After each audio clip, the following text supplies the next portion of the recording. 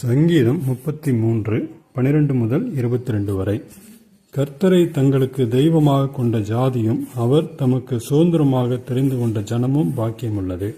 கர்த்தர் வானத்திலிருந்து நோக்கி பார்த்து எல்லா மனுபுத்திரரையும் காண்கிறார். தாம் வாசமாயிருக்கிற ஸ்தானத்திலிருந்து பூமியின் குடிகள் எல்லார் மேலும் கண்ணோக்கமாயிருக்கிறார். அவர்களுடைய இருதயங்களை எல்லாம் அவர் உருவாக்கி அவர்கள் செய்கைகளை எல்லாம் கவனித்திருக்கிறார்.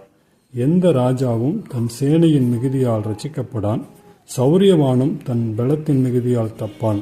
ரட்சிக்கிறதற்கு குதிரை விருதா, அது தன் மிகுந்த வீரியத்தால் தப்புவியாது.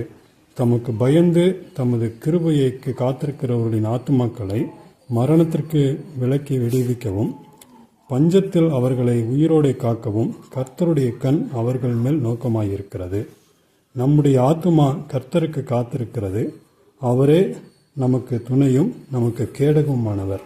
அவருடைய பரிசுத்த நாமத்தை நாம் நம்பியிருக்கிறபடியால் நம்முடைய இருதயம் அவருக்குள் கலிகூரும்.